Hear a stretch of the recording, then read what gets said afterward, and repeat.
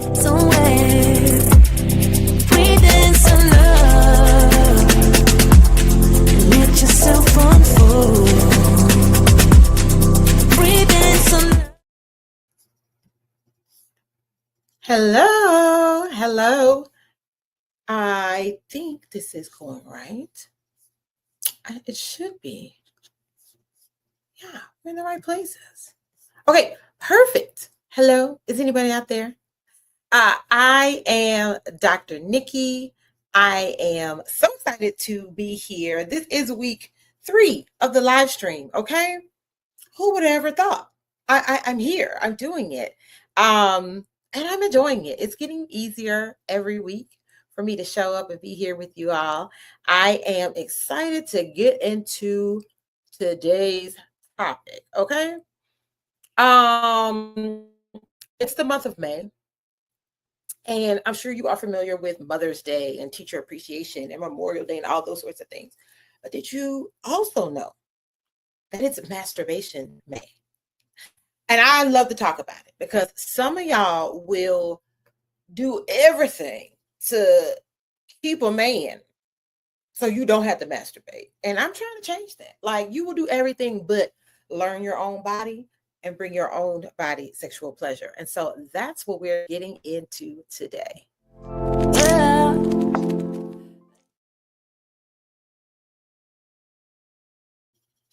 So let's get into it.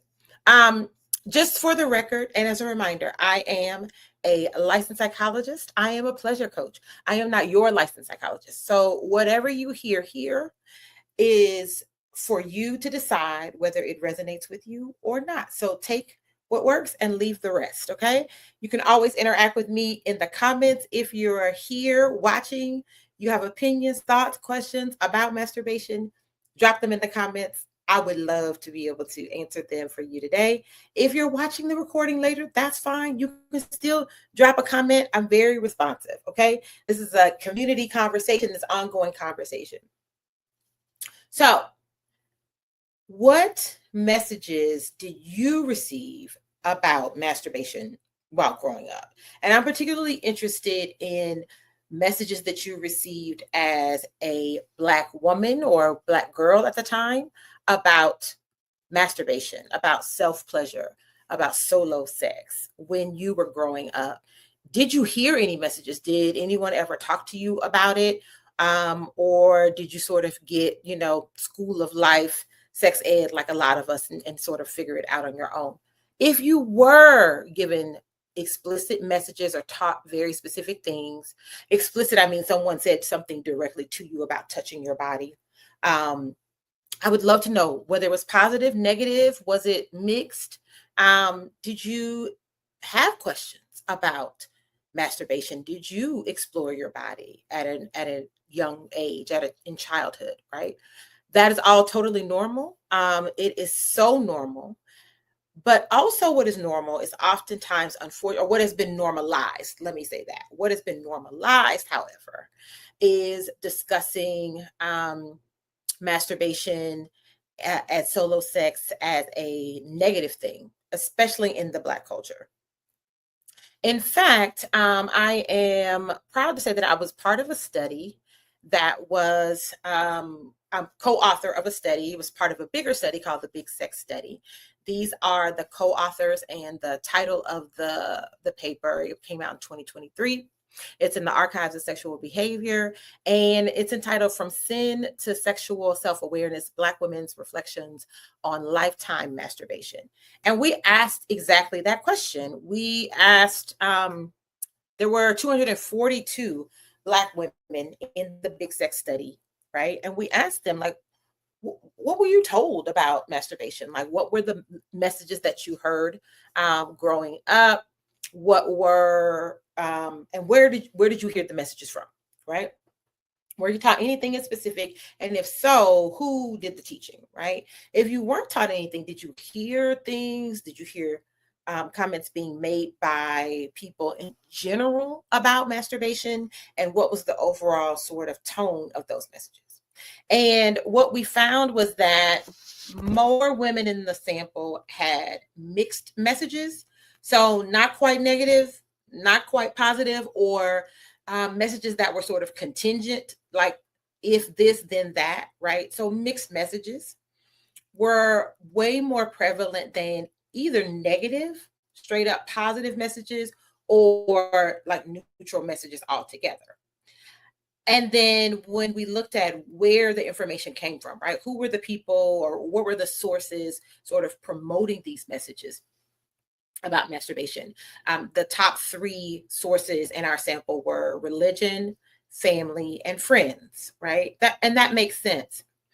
The reason why I think this study is so important and why I talk so much about masturbation May is, even when you experience a mixed message, our brains tend to default to a negative, right? It is the lack of clarity that creates sort of a dissonance, right? And so, even though we can acknowledge, or like we measure that the mixed messages are distinct from negative messages, my strong suspicion is that the way that our brain tends to skew negative, and the fact that we live in such a sex negative culture, that I think that those sort of mixed messages probably still acted to have like a limiting effect, a dampening effect, right? And so maybe you do it sometimes, maybe you don't do it as much as you want. Maybe you sort of play mental gymnastics about when you think it's acceptable to do it. And that in and of itself does have an influence on your experience as a sexual being. The reason why I think masturbation is so important, especially for women. Oh, there's so many reasons why. I don't even know where to start. If is that it is one of the most important ways for you to develop a sense of sexual empowerment. And when you are living in the context of a heterosexist, patriarchal society, um, your access to your own pleasure as a woman is something that the systems are working to create this distance from, right? That's a thing that the system doesn't want you to have. Um, if you sort of connect your experience of pleasure, particularly erotic and sexual pleasure, to the masculine or to a man, then that keeps heterosexism as the dominant system, that keeps patriarchy as the dominant system, right? It's a control issue. And so women who are fully empowered in their own sexuality, who understand their bodies, who are curious about their bodies, who celebrate their bodies, who want to experience pleasure at their own hand, pun intended, have a sense of empowerment, self-reliance. That's a level of awareness and knowledge and self-fulfillment to know that you can do that for yourself. That is not at all to dismiss partnered sex, partnered orgasms, partnered pleasure of all kind. Of course, I'm an advocate for that. But to know that your experience of yourself as a sexual being isn't limited to being attached to a male partner, I think that's information we should all have, right? I know I appreciate having it, right? And the other piece is, you shouldn't feel like you can't have access to your body and experience pleasure even when you have a partner, even when you are married, right? There's another study that my sister colleague, Dr. Candace Hargens, is working on. And some of the preliminary data sort of shows that Black women in particular, as compared to white women in their sample, are masturbating less when they are in a partner relationship. And she sort of found that information like shocking. And I was like, surprises me like little, like surprises me not at all. And I think that that is a function of sort of how our identities as sexual beings, particularly as heterosexual, cisgender Black women, is so much messaging, whether it's a direct or indirect, whether it's implied or not. whether it's through how we observe other people in our lives, other women in our lives, it's so tied to men and masculinity that it makes sense to me that women would think that even in the context of a marriage or long-term relationship, committed partnership, that sex is contingent upon their partner. And I really want us to let that go. Okay. So being able to be fully empowered in yourself as a sexual being able to learn your own body as a woman, as a sexual being, is the best possible thing. Because here's the thing: vulvas and penises are very different. They are very different. Okay. And the way that they experience touch, sensation, the way that you experience arousal through those genital areas is very different. So how could a person that has a penis tell you more about what brings your vulva, your clitoris pleasure than you? You see how that don't make no sense? You wouldn't let a man tell you about your menstrual cycle. You would not let him tell you more, that you know more about how that functions for you and how to take care of yourself and what your flow is and hygiene to use. None of those things. So why do we treat our sexuality any different? Make it make sense, right? So you being able to masturbate and experience pleasure and bring yourself to orgasm allows you to then, even in the context of partnership, be able to be a much more informed teacher, a much more informed instructor, a little bit to the left, no, up a quarter of a centimeter. When you can do that for yourself, that allows you to experience greater experiences of partnered pleasure as well. So I'm seeing nothing but added benefit here, right? Big picture, also, we know that orgasms are great. They're good for our health and well-being. And masturbation, when women are engaged in solo sex, more often than not leads to orgasm, especially for heterosexual cisgendered women, that you're actually way more likely to have an orgasm in solo sex than you have in partnered sex, right? And you get all the benefits of like relaxation, happiness, joy, those like feel good chemicals in the brain give you a little cascade right throughout your body. We have oxytocin that comes on board. We got prolactin that comes on board. We got a little dopamine hit that comes. Okay.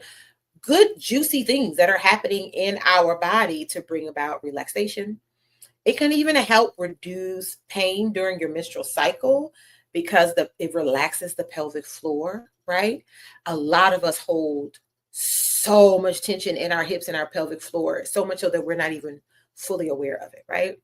So there are so many benefits of masturbation that it seems like it should be a no-brainer. But the reality is, the research shows over and over again that women tend to masturbate less than men. Not that we don't do it at all. I think that is absolutely a myth, but that we do tend to do it less frequently than men. And I just sort of use sort of common logic around that, in that I don't know an adolescent boy who hasn't masturbated. Like, I don't know if they are allowed for their sexuality to develop in a normative way, right? I certainly am aware that there are some Christian religious teachings. I'm not sure about the other Abrahamic traditions, if I'm being honest, but I do know specifically from a Black Christian church position that you can get messages that that's a sin, right? For boys and girls, men and women, right? That you're supposed to save that experience for the purpose of procreation or pleasure in marriage. And so I do know that there are people that have experienced that. I think it is far, far, far more rare that boys are not engaging in sexual self exploration when adolescence occurs.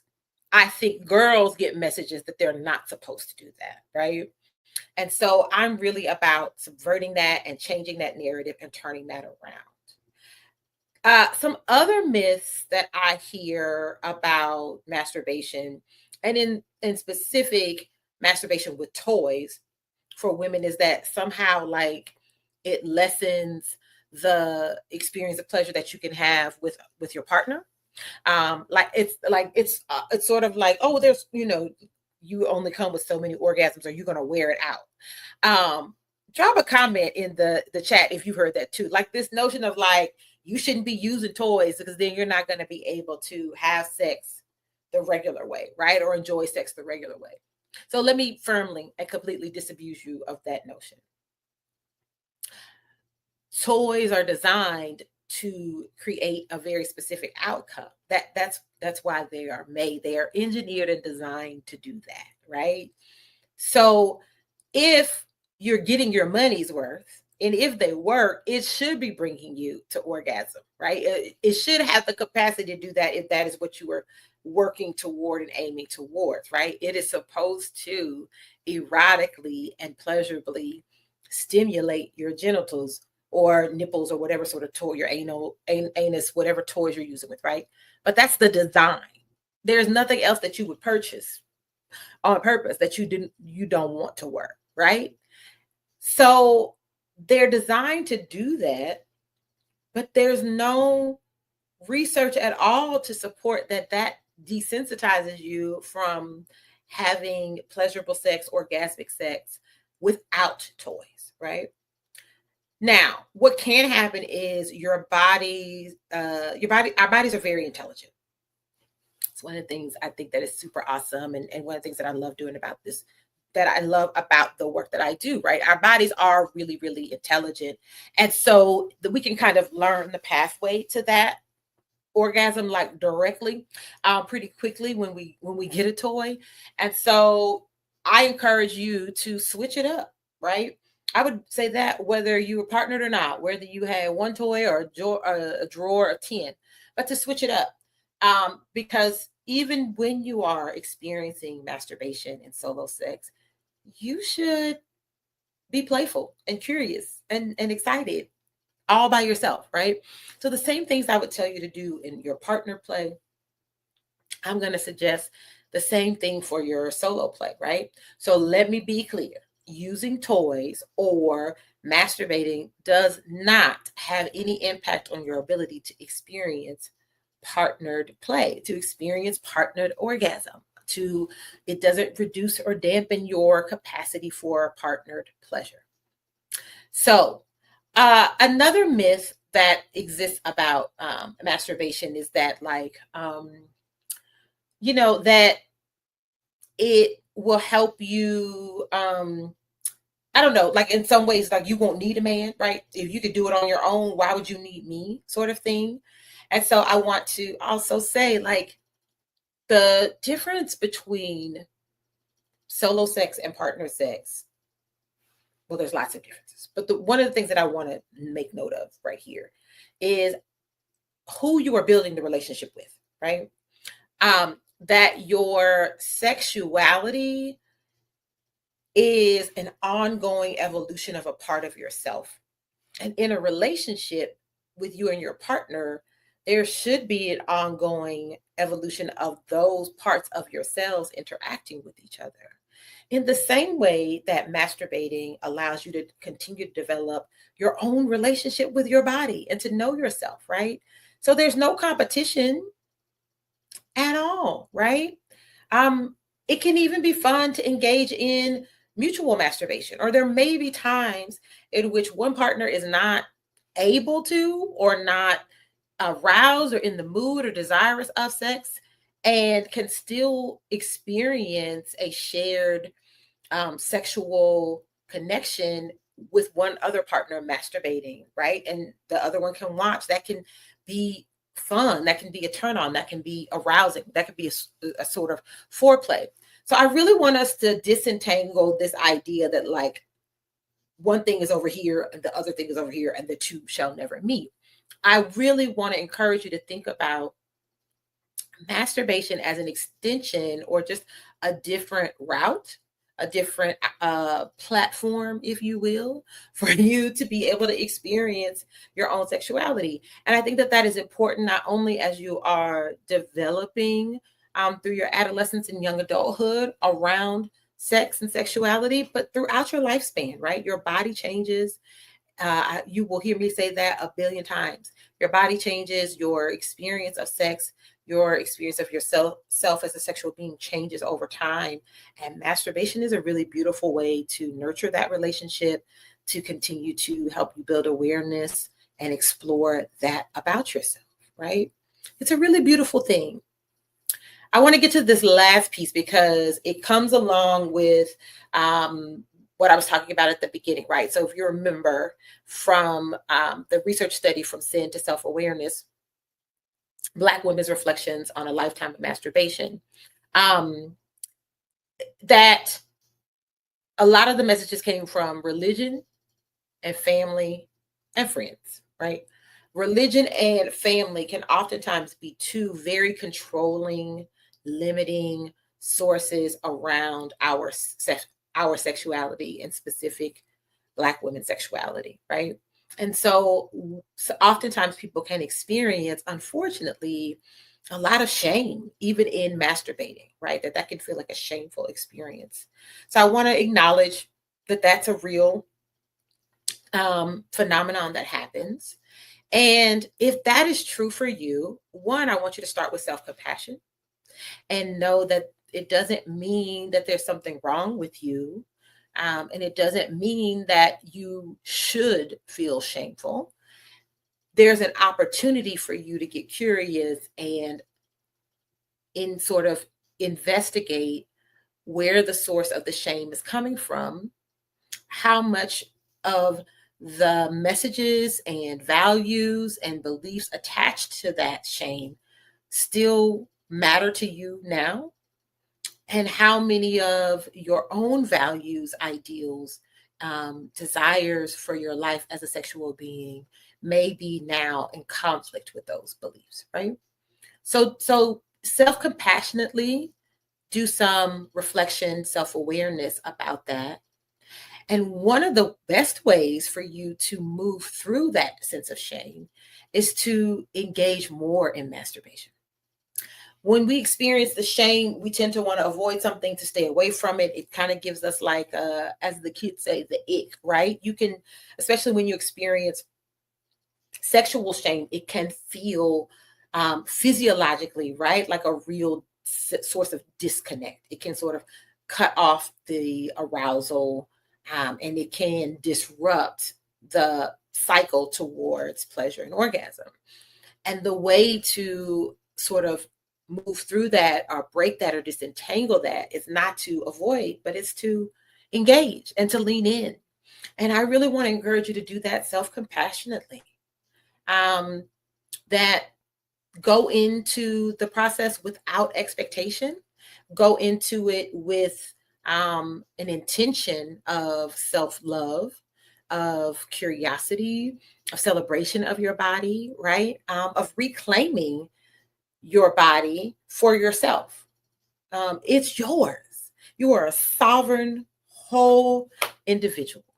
And if you are allosexual and you experience sexual desire and arousal for other people, or you're asexual but you experience sexual arousal in yourself, then that should be celebrated. That's yours. Nobody gets to define that but you, okay? And so the way to move through that is to do that gently but intentionally, and to go into it almost, and this is the nerd in me, right? Almost with like a little observatory data scientist little hat, right? To try to figure out what you like and what you don't like.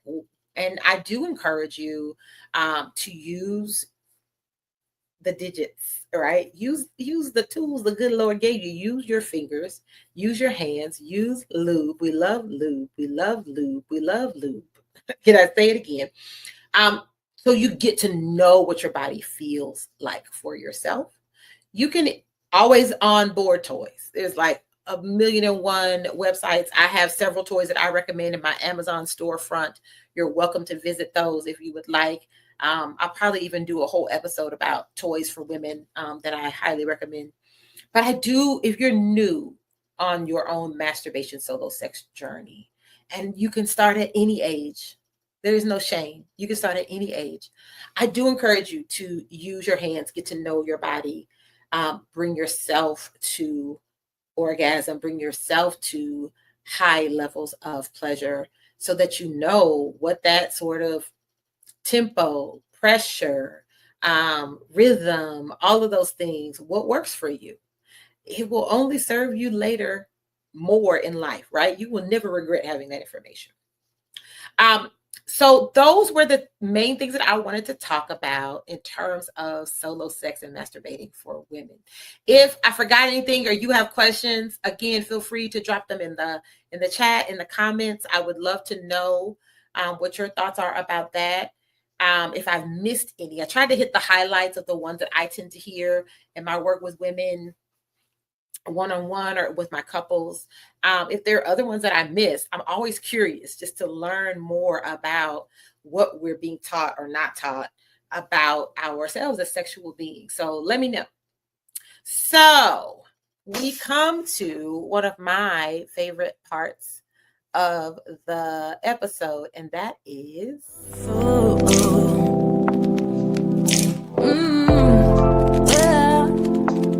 let yourself unfold. this week's pleasure practice. Okay. So for this week's pleasure practice, what you think it's gonna be? What you think it's gonna be? You probably could guess. Yes, it is to masturbate. That's it. That's all. That's supposed. That's it. But here's what I want you to do. I want you to try something different. And I won't even really get into the details. I was thinking about being really like prescriptive and telling you what to do. But what I want you to do is just try something different. If you don't have a masturbation routine, or that's not a practice that you regularly engage in, well, that's the something different, right?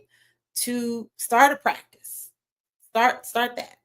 If you have one already, switch it up, do something different, slow it down, speed it up, change the location, as long as it's private, as long as you feel safe, as long as you are comfortable, right? So all of those things are really important, as long as you're physiologically able. But switch something up. Get a new toy. Try a different toy. Use the toy that you have on a different setting or a different tempo or speed, right? Get out of your own rut. Take your time with it. See what else you might learn about yourself by switching it up. Okay? That is it. That's the pleasure practice for the week. It's pretty simple. I am curious for you to maybe journal a little bit though about it, about what it was like for you to try something different. What did you notice? What did you feel different in your body? What you liked, what you didn't like. I'm not saying it's going to work. Probably will. I'm not saying that, but the goal is for you to continue to explore and to try other things and to stay continually open, even with yourself, right, around your sex and sexuality. Now, here's another thing I offer to you. Did you know that I have a guided erotic meditation? Did you know that? I do. I do. It is available as a digital download on my website.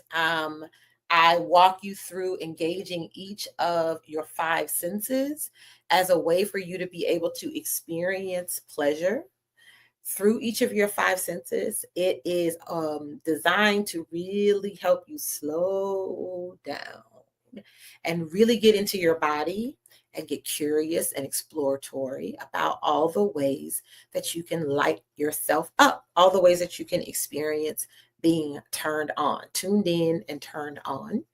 It's available for purchase. $5 is the best $5 you can spend. I promise you that. It's got a sexy little lo-fi R&B groove beat behind it, okay?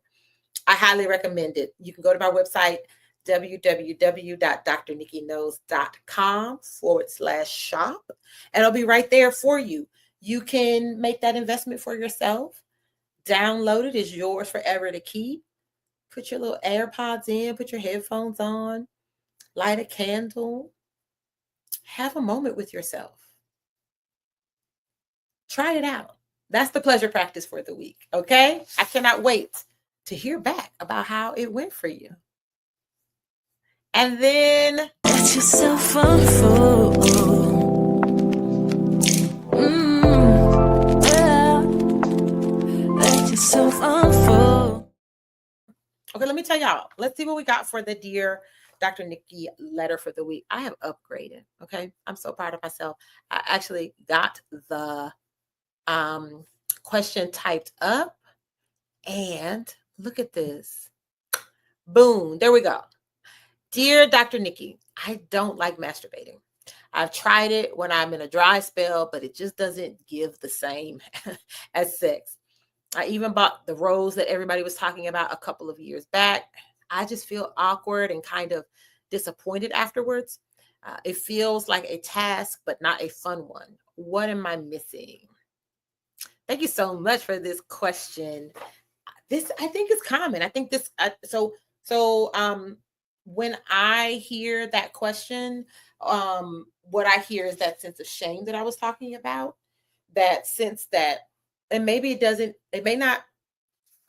Shame may not resonate with you, right? But at the very least, the experience of some sort of disconnect between your perception of yourself as a sexual being and who has access or the right, the place to give you pleasure.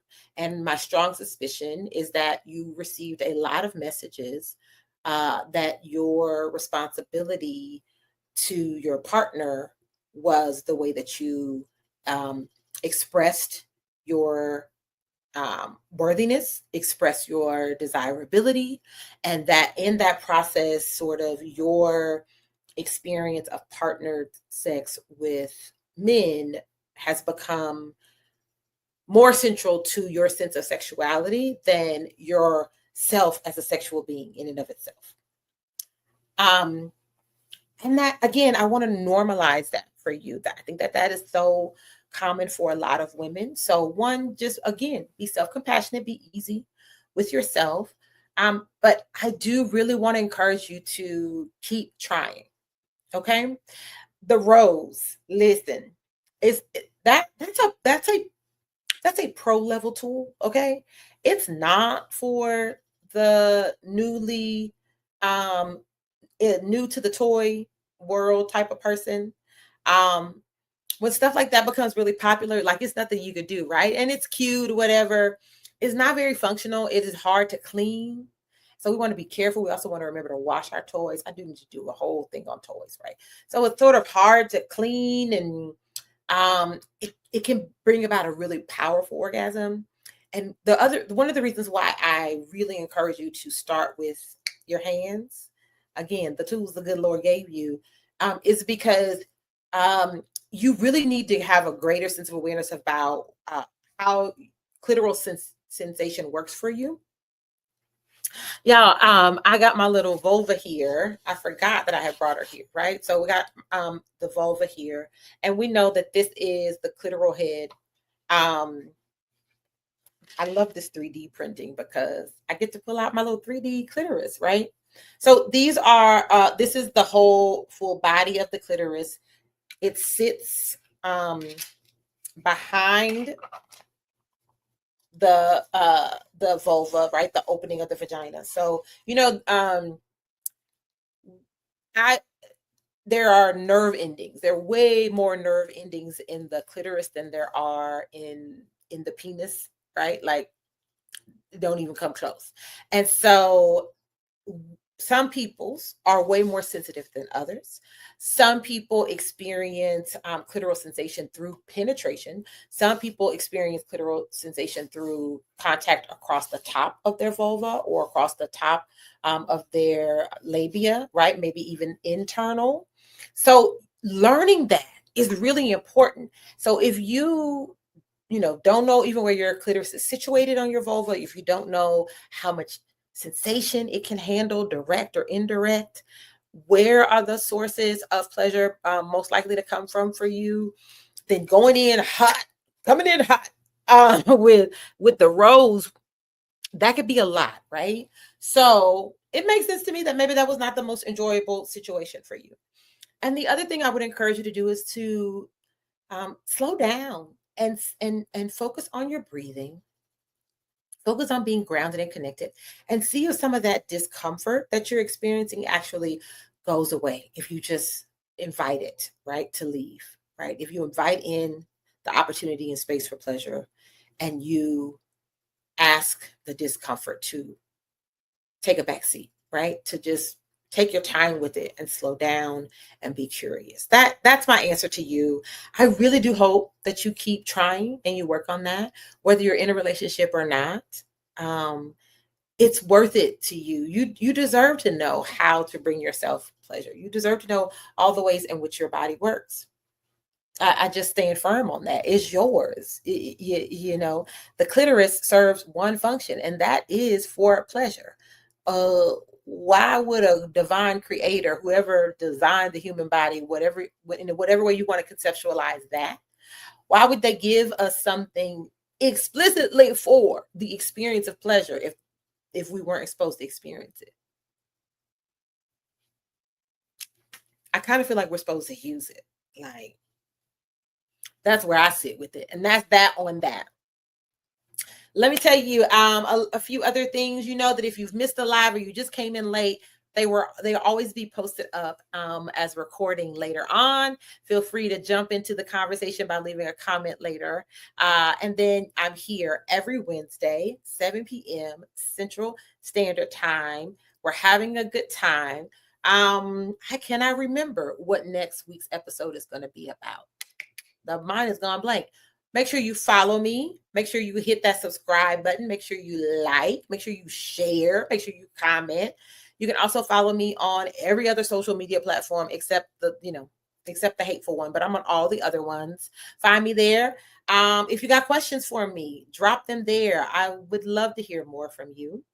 On the other side of things, coming up for me next week is a 2-part live workshop that I am launching that's called Unmasked, Unmuted. It is about leaning into your authentic self and really reclaiming who you are, right? Taking up space, being you, giving these people the full deal, right? The complexities, the layers, the totality of all that you are. So many of us have gotten silenced or diminished. We've learned to shrink so we make other people comfortable, or we've had to sort of put parts of ourselves to the side for professional reasons or other things. And I say the time for that is done. It's over. But coming out of that, especially if it's become a practice, it's not something that you can just do on your own. And that's what my 2-part workshop Unmasked, Unmuted is all about. You can learn more about it. I will be tagging putting the website link for registration in the show notes, so you can check that out. It's available on my website. You can find it at drnikkiknows.com/BU workshop. Okay. I'm going to be here next week. Thank you so much for joining me this week, and I'll see you soon.